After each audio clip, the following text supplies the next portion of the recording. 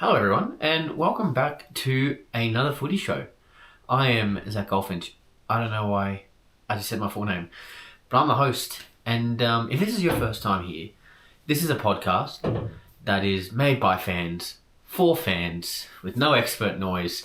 I'm certainly not an expert. You can ask my comment section. They would tell you as such. Now, if you're a regular viewer, thank you, welcome back. But you might be thinking to yourself, well, this isn't a Monday morning. This isn't a Sunday night for me recording it. This is actually a Friday, and we're going to try something a little bit different. We're going to try something a tiny bit different, and we're going to roll out the warm-up Fridays. It's just something that I think is going to be really helpful for me to get through more content and to allow the show to breathe a bit more. But yeah, we're going to trial it, see how it goes. We'll still do the Sundays and the Monday shows, but this is just to talk a bit of footy before the week leading into all the games, and for anything important that comes up that we need to kind of address really quickly. But yeah, got an exciting show for you today with our first special guest on the show. So very exciting. Stick around and welcome to another footy show, but also now welcome to Warm Up Fridays.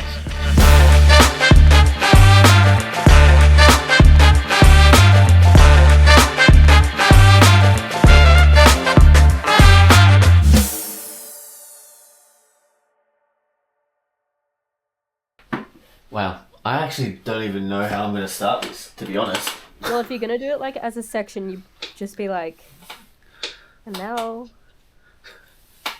we're going to talk about suspensions, and I've got Laura here or whatever. Well, that's kind of my intro now, so I'm going to use that, Laura. Thanks for joining the show.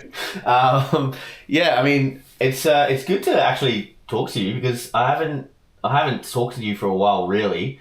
Yeah. Now that I've left Sydney, how's it going up there? Yeah, it's not too bad. AFL Sydney is still fun. Obviously doing social media for East Coast. Yeah. So that's still going well.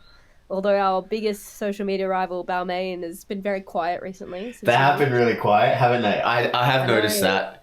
I have noticed that. And it's a shame because I reckon, well, actually, to be fair, there's a bit going on this weekend on the Balmain side because do you remember how I told you about my coach who got into a bit of a biff? Oh, yeah. Yeah, so we're playing that team again. Well, they are playing this team again this weekend. And, I'm still doing the socials for them. And I've had a few things come through that are relatively of the violent nature. So I have a feeling it's going to be a very spicy, very, very spicy contest at the very least. That does not sound like fun. It's never fun. And the issue is that because I'm so vocal about, well, I mean, again, I don't do it as much anymore, but because I was so vocal about running the socials, everyone knows who to target the messages to. Yeah, so I'm very glad I'm not playing there this weekend. Got in a biff, so... Well, yeah, exactly. And I mean, instead, I'm just getting it up here in Tamworth instead. So it's swings and roundabouts. No one seems to like a podcast up here. That's kind of the impression that I'm getting. Well, you're about to change that. I know. Yeah, the ratings war was ridiculous. Anyway, so AFL. Oh God, I don't know if I have the mental capacity to talk through that because that took up so much of my week. I still check it daily now. Like I'm in a position where I actually have to check it like daily. Yeah. Crazy. No, it's actually such a shame because just those kinds of people are not welcome in footy, and especially not in AFL Sydney, in my opinion. So I agree. There's been a bit going on in AFL Sydney, from my understanding. There was a oh my God, and I thank you so much for sharing the tackle with me, or the lack of tackle. Like, what is AFL Sydney thinking? I don't really understand it. Like that suspension was ridiculous. Just insane. They obviously, it's feeding down from the AFL, so it's all outcome based. And basically they said, we acknowledge it's illegal footy action, but it resulted in a concussion. So it was immediately 3 weeks. And even though she was also responsible, is what they told her, that she was responsible for that other player standing there, that the girl's head went into her knee. Okay. They were like, well, she was standing there, and you knew that, so that's your problem. That's ridiculous. That's so baffling.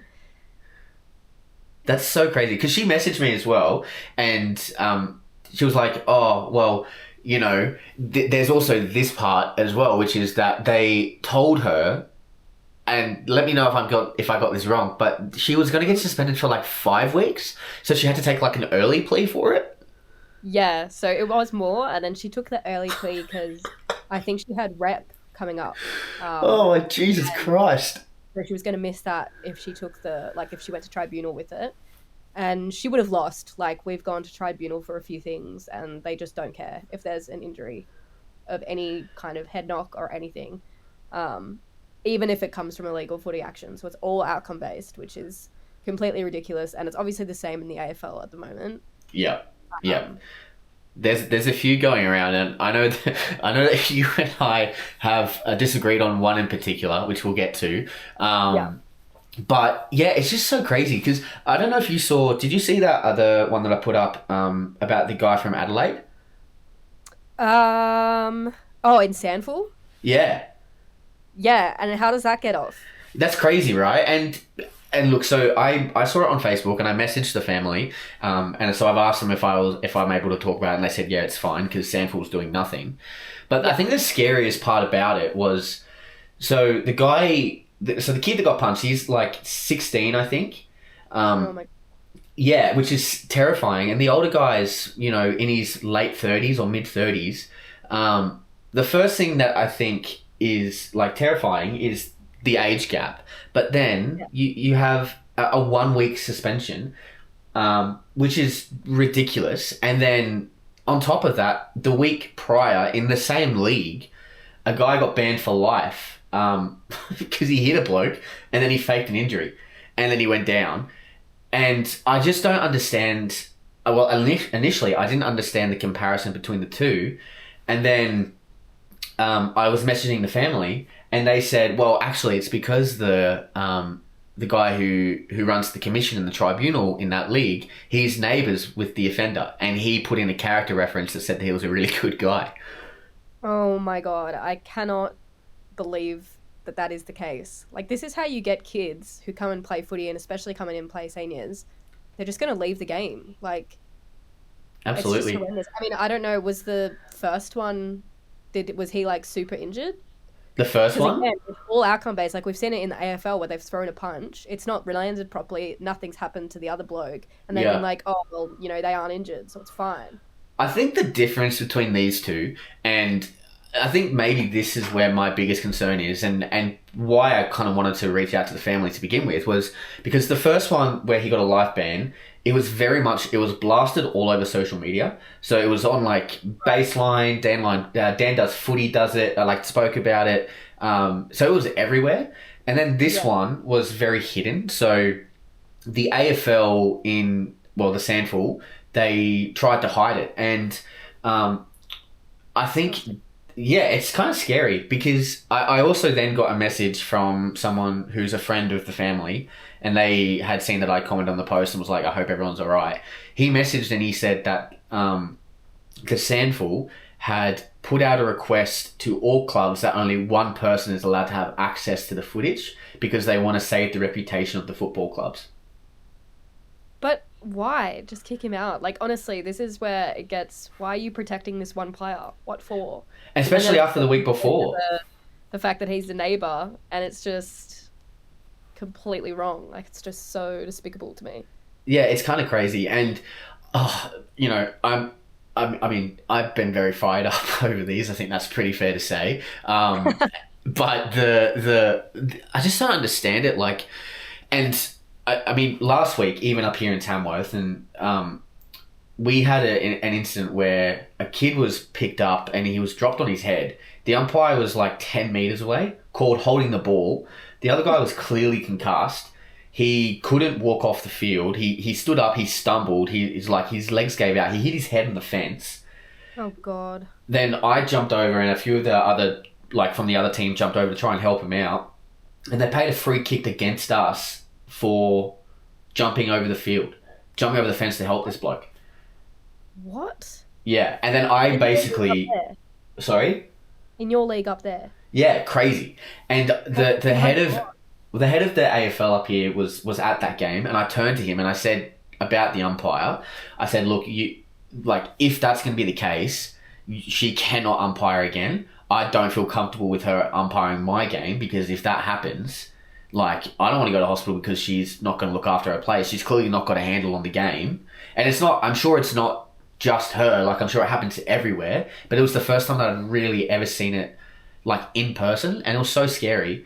But then they obviously have the dissent rule, which is fair enough. And I know you as a former umpire would love that. But there's the dissent rule.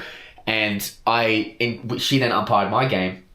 And I just basically had to keep my mouth shut, because she had basically said, hey, if you speak to me like the way you spoke about me after the game, then I'm going to pay every free kick against you, which I just think is just ridiculous. I mean, as a former umpire, I hated the dissent rule. I used to get in trouble all the time because my other umpires would be like, you can't let them speak to you like that. And I would just be like, but I'm kind of giving it back to them. Like, yeah. I don't know, they'd be like, oh, what was that call? And I just explain it to them. And I think for me, like, umpiring was quite easy in that sense, because I always knew how to explain my calls. Or if I didn't make a call, I knew how to explain it. Like, okay, if I miss something, like I've been blindsided, it's like if I was on the boundary, I would have been able to see it. But obviously in 2-umpire systems, it's tough. Like, that kind of stuff where you're just like, I'm so sorry, like I actually just couldn't see it and I can't call what I can't see. Yeah. Most of the time the players are like, okay. So for me, like, the dissent rule was never, they would have to say something really, really bad or really, really, like, abusive. Yeah. I think frustration and passion and, like, happens in a game of footy. Obviously, I've played a lot as well, so that probably helped me there. But yeah, I think that what everyone sometimes forgets is around how combative and competitive, and I know it's such an easy thing to say, but how combative and competitive this sport actually is, and how like you hear it spoken about all the time with, like, you know, players like, I don't know, like Toby Green or Tom Papley, like about the white line fever. But I think every player that plays AFL at some level has that, and I think to try and stamp that out of the game, and also now more specifically risk injuring other players is I just don't think it's the right thing to do. I think it puts a lot of pressure on umpires to, you know, it's so subjective what isn't okay, I guess. Yeah. I think for me, like, questioning a call or doing anything like that, even yelling at me being like, what was that?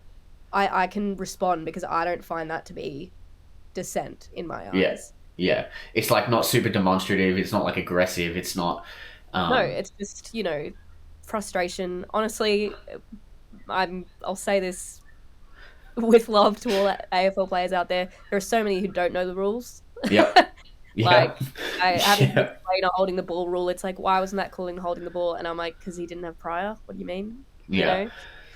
I think that's, you know what though, and you're so right, because there is definitely a big gap in knowledge, and AFL Sydney especially, I was getting very frustrated with like even my own teammates, like, having cracks on them, and I'm not guilty free. I've definitely done it, like, multiple times. Don't worry. But it is so, like, line ball, a lot of these things. I think where the frustration comes in, and, you know, this probably is a good segue to talk about the AFL, is there's interpretation, and then there's just not calling stuff. And part of the issue is where umpires stand around a contest. I find it so baffling that there can be 4 umpires in a game of AFL footy. An umpire can be 10 metres away and not call something. And then an umpire 45 metres away will call something. And then often it's not even the right free kick. It's almost embarrassing, I reckon. I think it is interesting, especially the 4-umpire system. I've never umpired with the 4-umpire system, but the idea is I did 3-umpire, But the idea is that you have 3 different points of view of the contest. So technically, I assume they would have 4. Like, there are people who are sitting on the boundary line as the non-controlling. The controlling's always on the fat side, so they're always on the, like, usually in the guts if it's on either wing. Yeah.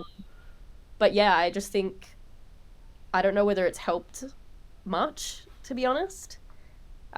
Especially if they're listening to the fans. I think the fans are really upset with how. Oh yeah, big time. The standard of umpiring at this stage. I think this has been, and again, I know the umpires have a really tough job. I get that, but I would probably say the standard of umpiring this year has been the worst that I've ever seen, and that's not just across the AFL. That's across almost every, like, junior league, local league. Some of the umpiring has been disgraceful, and I think it probably, if anything, just talks around the fact that we probably need to have a better support system in place for the umpires to get the game right, to study the game maybe a little bit more, and also, give them better access to training and working full time in the actual AFL as well. Which is just, it's crazy to me. Yeah, I went into umpiring before I even started playing. And it was like a big recruit drive back then, and then it seemed kind of around the stage when I left, which was probably 2-3 years ago, there was just like a bit of a mass exodus of good people. Obviously, like, there was like NEFL pathways, the pathway sort of collapsed. And yeah, I just don't know. I don't really know where it's gone wrong, but we have umpires who are doing, 2 or 3 games, like doing women's prems, then backing up and umpiring men's prems, and I'm like, that is insane. Like, we used to have to fight tooth and nail for those spots. So I just think, it's just in shambles at the moment, I think. Yeah, and it is a shame, but it does obviously feed into the AFL, and some of the umpiring, like I said before, is disgraceful, but even more so now, and this is separate to the umpires, but the tribunal system is a joke. It's a genuine joke. What a again, I know there's one that we definitely disagree on. Yeah, it's to do with the umpiring, actually. It is, and look, I get it. I think, okay, so first of all, the tribunal system, your thoughts. It must be, like, as a fan, for me, it is so frustrating to look at the tribunal system, and for you, I assume it'd be the same as well. Yeah, absolutely, and that's, like, again, I'm just make everyone sign a waiver saying there is a potential that you're going to get head injuries, that you're going to get injuries that will affect your life beyond this, like, organization. Yep. And you basically just have to sign that away and be like, yep, I acknowledge that, and I know that. Absolutely. To do it anyway. Like, there's such a risk. So it's such a huge thing, and it's because they're trying to, obviously prevent future lawsuits, but it's ruining the game. Like, this is a contact sport. You have the chance that you're going to get injured. Yeah. It's just so frustrating. And it's so frustrating. Inconsistent as well. Like, yeah, big time. I think that's probably the biggest frustration, is that it's, so I think about there was a tackle from Paul Curtis, who plays, I don't know if you know Paul Curtis, plays in North Melbourne, absolute gun. He tackled someone completely legally, and unfortunately the other player didn't brace and he hit his head, and Paul Curtis got 3 weeks. And look, I get it, you're trying to make a statement, you're trying to stamp out head contact in the game, I totally understand. But then someone like Tom Lynch 3 weeks ago or 2 weeks ago gets 5 weeks for basically a king hit, and is fine to play more footy. And I don't think that the difference between a really good tackle that has an unfortunate outcome is the same as a king hit. Like, it just doesn't make sense. Exactly. I mean, in a normal world, Tom Lynch is getting charged with assault. Like, yeah, he's going to jail. Yeah, he can go to the police, and, like, there will probably be a charge by like, and in the AFL they're like, oh yeah, just 5 weeks off work, all good. Like, it's crazy as well. And you think about Noah Bolter as well, who from the same football club at the beginning of the year, and I'm not trying to bag Richmond. I get a lot of feedback about mostly Essendon fans, but Richmond is a very close second. So I'm not trying to bag them out, but I do think that there is clearly an issue there when you also have Noah Bolter, who was also charged with the police and now has a curfew. Like, he has to be home and tucked into bed by 10:30. So he can't do away games because he king hit a bloke as well. So, well, I just think it's embarrassing because they also have such a big, I guess, focus on like domestic violence. They have the domestic violence round. Lots of clubs do work with domestic violence. And then this happens. They throw a punch at some guy and they're like, oh yeah, no, 5 weeks, that'll do. And it's like, no, this is what perpetuates a culture of violence. Like, seeing the sports heroes, like, on your TV punching other people. Like, yeah, absolutely. And the game's come a long way, but that 5 week ban is what I think Alistair Lynch got, was it 6 weeks? For a less dangerous action in a grand final in 2004.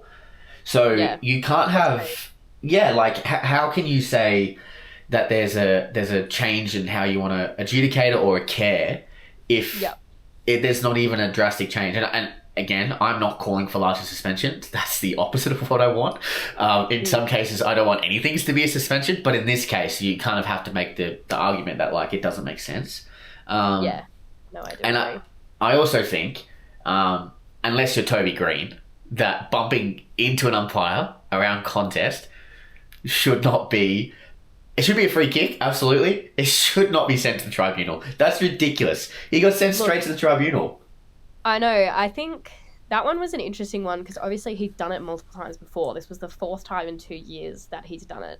And the only reason why I disagreed with you on this one was because I looked at the umpire who's thrown the ball up, who literally walks up and is like backing out this way, throws the ball up, backs out the way you just pointed, and the guy's just not looking, not spatially aware, like nothing, and clocked the umpire. And again, it's the 4th time in 2 years. It's like, I've never hit an umpire for me, who's backing out of a ball up.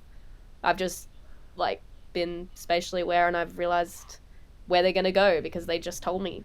And they always back out of a ball up. So it's like, I don't know, for me that one, I don't know whether I agree with the suspension given.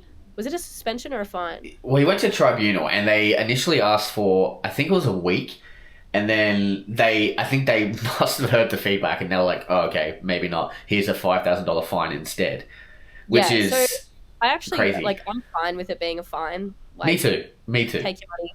Do I think a suspension, unless the umpire's seriously injured, which... And then I would probably have a different opinion, but because he wasn't and he just got up and kept playing, umpiring. But yeah, I just think it's fine is all good. I think so too.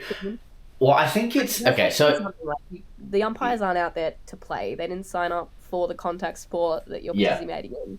The game wouldn't exist without them either. So I just think it is natural to want to protect them. 100%. Do I think that posting stuff like this helps them? No. Big time, no. Like, you talk about throwing them under the bus. Like, exactly. That's ridiculous. And I think that's also been, clearly the AFL fans who are just tuning into the game, there's clearly been a lot of outrage this year around, like, so many things. And when they make it so visible and there's nowhere to hide, of course the fans are going to get frustrated. Like... That's the thing I remember, and this was even as a local umpire, we get told each week, we have coaching focus points and we have this and that. And so it's like, all right, this week we're really cracking down on holding the ball or this. There was a whole part a few years ago where they were like, we're really cracking down on umpire contact. As the non-controlling umpire, you need to be calling it if they're backing out and they get touched, like if they get contacted. And it was any contact. It was immediate kick, right? So like there was a massive crackdown on that.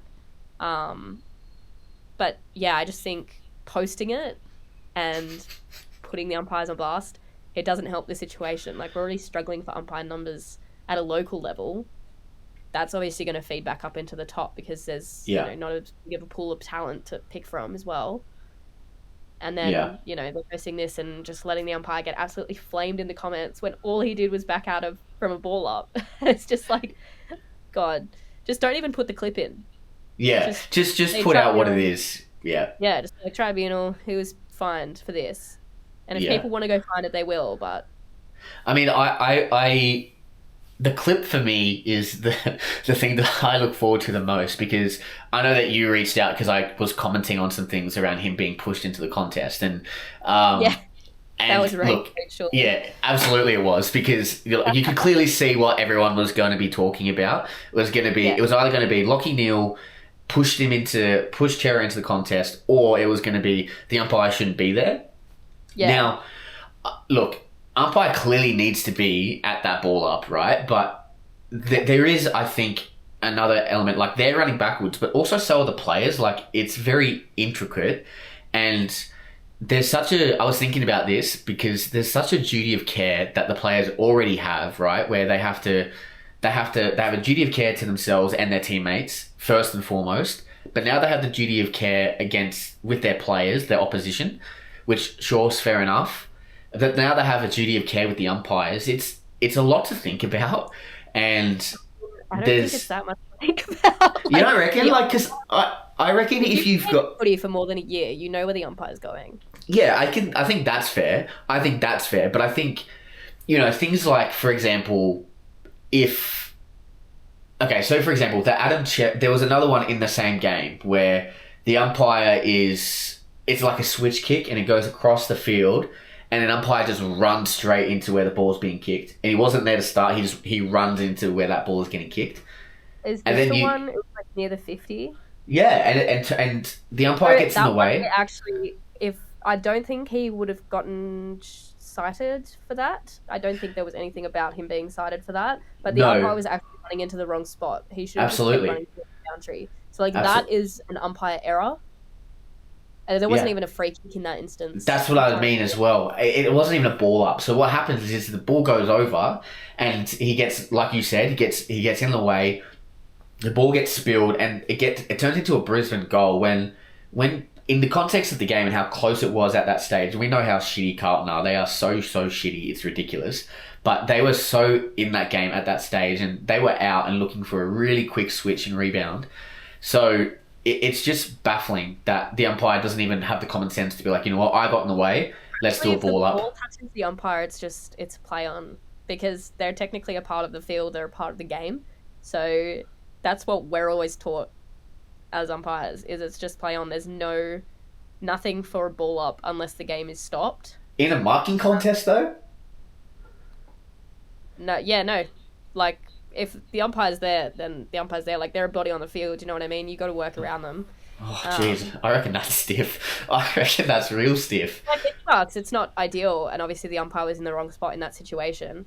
I also think, like, it is a hard topic because the umpires catch so much heat. But at the end of the day, an umpire mistake, if that guy made one mistake, probably, he might have made a few, but that one mistake, and players are allowed to make mistakes all the time, and it will result in goals, and, they don't get absolutely clobbered for it.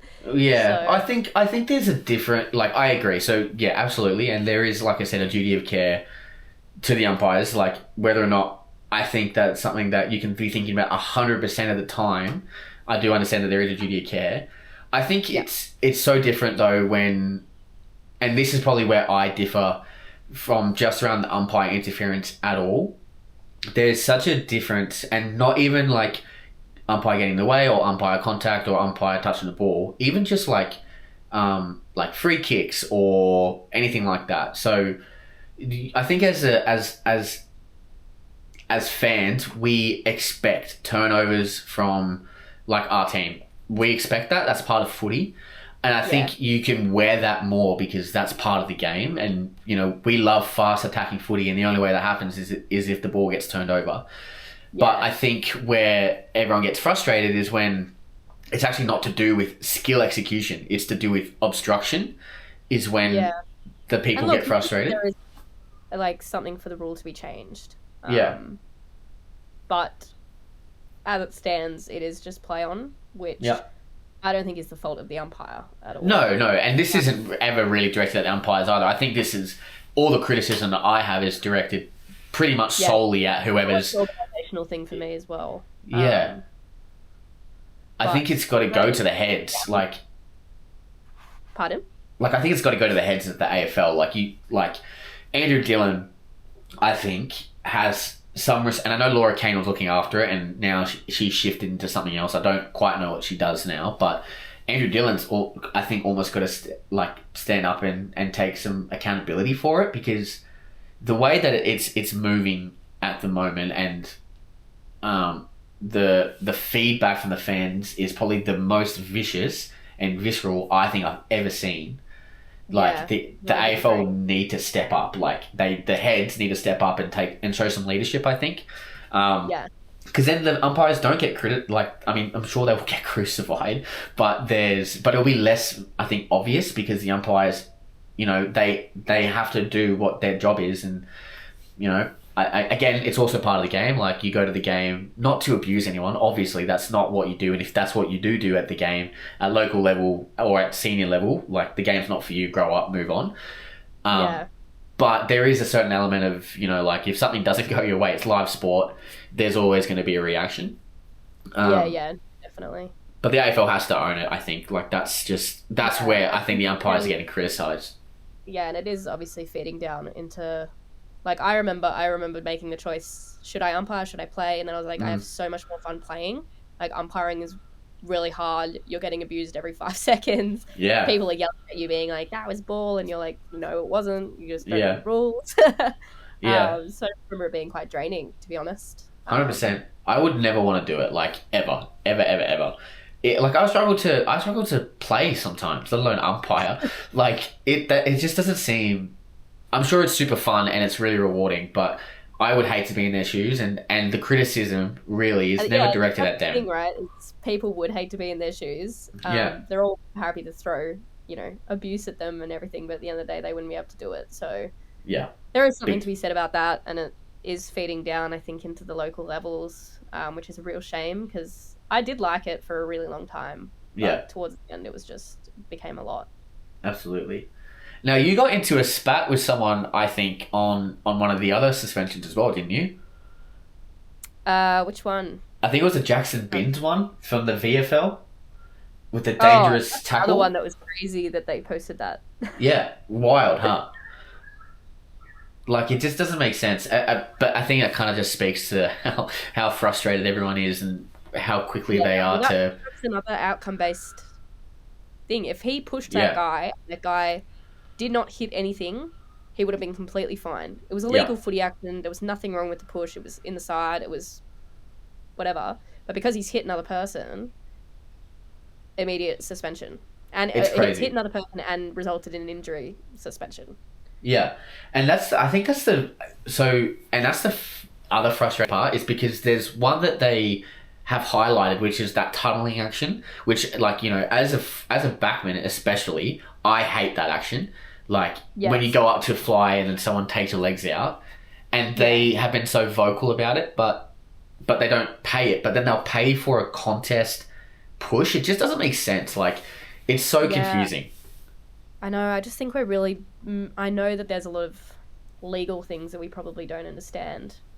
Totally. I definitely don't. But as fans, all the old players that are coming out with, brain injuries and that kind of thing.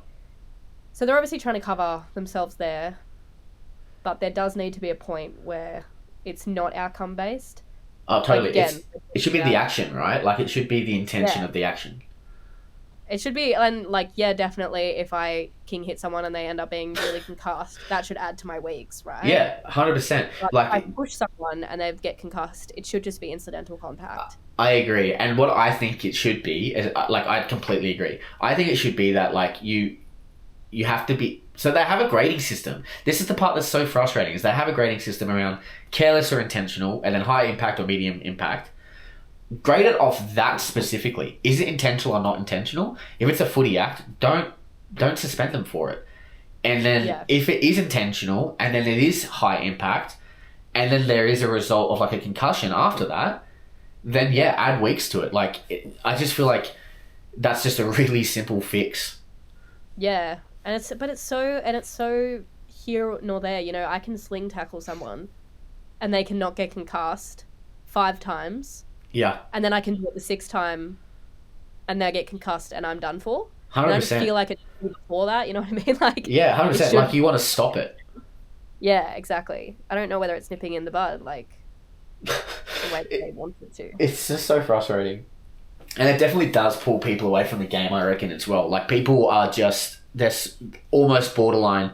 It doesn't help that you've got shit fixturing on Thursday and Friday night games, but people are so...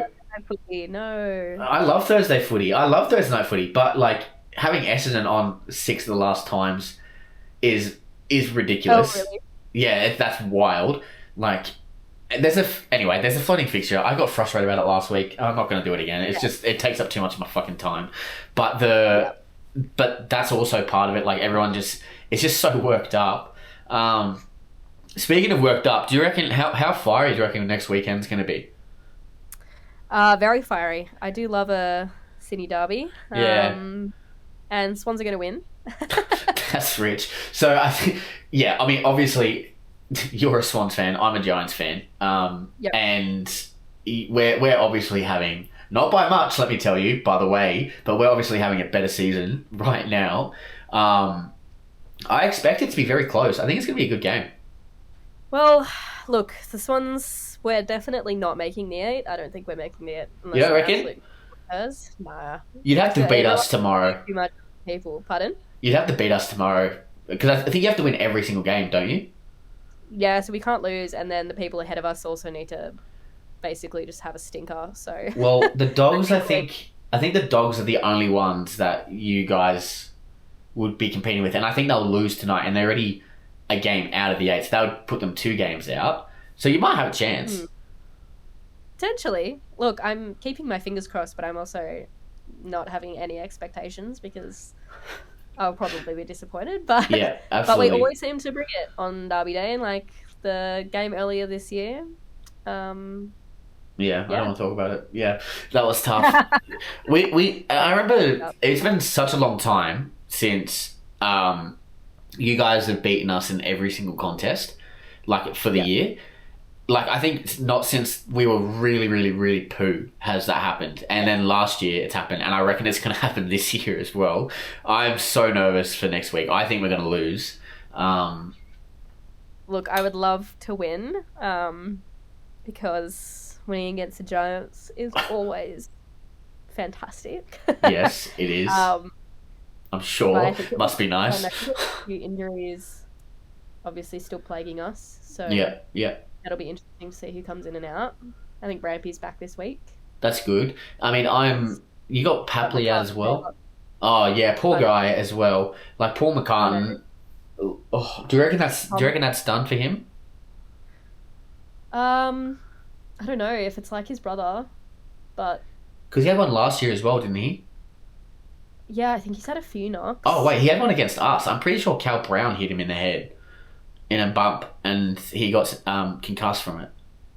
Tom McCartan? Is this Yeah. Yeah. I don't remember that one, but I think I do. Obviously, his brother had to be medically restarted. We've seen a few of those this year too. Like we saw, obviously, Jeremy McGovern. I don't mind that. I like that crackdown. I think so too. I think that's really good. But in terms of what it means for Tommy and his career, a bit scary. I think. I think it probably does mean. Oh, look, I don't know. Jeremy McGovern, I think only had 4 in his career, and Tom McCartan's definitely had way more than that. And the issue with this one was it didn't really look that. What's the word? It didn't look that like a very problematic concussion. It just looked like he was fine, and then then his knees hit the ground, and then suddenly he was out. Like, it was very strange. So, and that's probably not a good sign, I don't think. Yeah, no. I don't even remember it happening kind of in the game. Yeah. We just kind of saw him going down to the rooms. Poor guy. I know. Poor guy. Like, it's so scary, and I really do hope he gets back, because he's a really good defender. Yeah, agreed. But, yeah, it'd be a shame if he used to go out, but, like you said, if that's the crackdown... Yeah, absolutely. You kind of have to protect the players from themselves sometimes. Yeah, 100%. I mean, what player's going to be like, nah, I think I'm done? Yeah. None of them. Yeah, I mean, Tom probably is in like such a unique position where Paddy obviously had that decision made for him, and he probably can talk to the effects of it a bit closer. So he's probably in a unique position there, I reckon. But yeah, I don't know. It'd be a real shame. Definitely. Yeah, but my prediction is that Swans are going to win by 13. 13, you reckon? Yeah, I think if you guys win, it's going to be a bloodbath. I genuinely think that if the Swans win, it's going to be like 40 points. Really? No, yeah. I feel like we'll be down at 3/4 time, and then Isaac Heaney will be a magician. It'd be nice if he was a magician for a whole game, though. That's the thing. Like, it'd be nice if he was a magician for a whole game. I don't want to see... I'm so sick of seeing it. I'm genuinely so sick. Like, Errol back as well. He was our saviour last week. Yeah, he was good. Errol was really good. And you can't forget about how good he is. Yeah, there's some of the players are so out of form, though, like for the Swans. Like, I think Mick Blakey's had a very poor year. Very poor, like, for his standards. Yeah, he's quite explosive, but I think sometimes he just makes silly decisions with the footy. Absolutely. Yeah, I think he just turns it over way too much. And yeah, last year I didn't see him do that, like, I don't think. Which is, I think last year was like someone, when he got the ball in his hands as an opposition, you knew that he was going to hit a target. Yeah. And this year I just don't think I have that same trust in him, which is a bit of a shame. But even like Riley Bice, who came in at the beginning of the year, was in such great form. Now he's dropped off. Sammy Wicks has dropped off. Jakey Lloyd's been dropped twice. So he's, to be fair, he's come back pretty strong. He's been kicking goal. Yeah, he has. He's played the wing a lot better. Yeah. Brodie Grundy's last month has been insane. Or even longer, like 6 weeks. Yeah. He has been brilliant.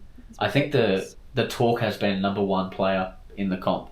Do I believe that? Probably not. I don't think that's true. Falling for that propaganda. I don't think you can have a ruck and be the best player in the league. That just doesn't make sense to me. I mean, unless it's Matt Swan. Can be, surely. Rucks don't just get enough credit.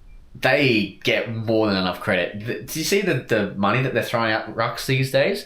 Like Tom de Koning's getting offered $1.7 million a year. Ooh, like, nice. I mean, good for him. If he can get it, sure. But yeah, run with it. You only have about 10 to 15 years of playing time. Tom Lynch is getting 1.2, and he's a key forward who I would argue has more impact on a game.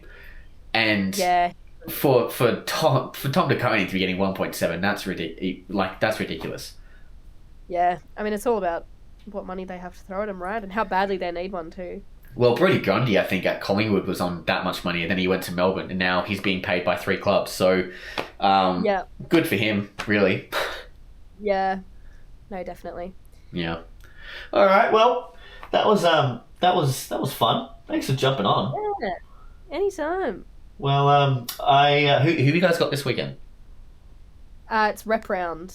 That's right. So we get the week off. Little tip for the reps. What do we got?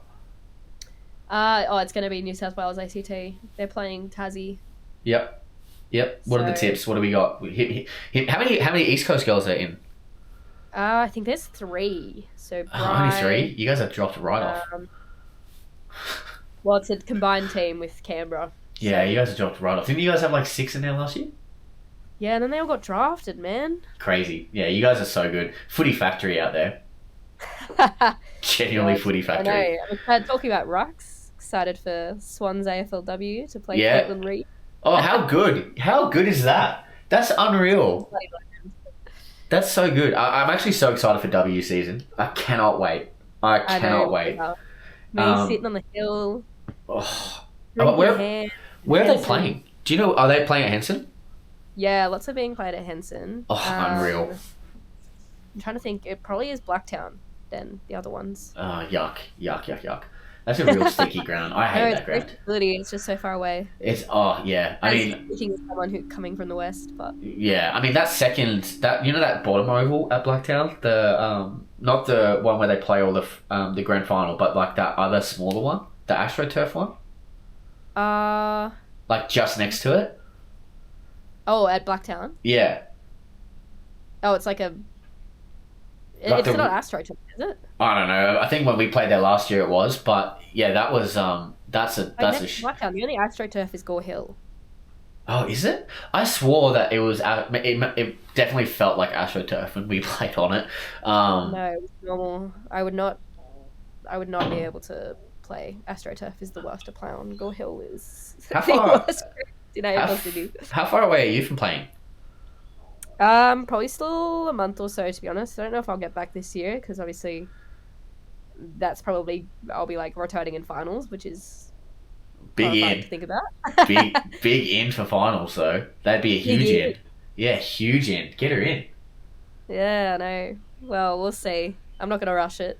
Yeah, Shoulder no. surgery is pretty intense. Yeah. Well, make sure you look after yourself. Are you gonna be at the game this week? This week? The Swans Giants game. Yeah, I'll be there. Alrighty, I'll see you there then. Alrighty. Alrighty. Bye. Thanks for jumping on. Bye.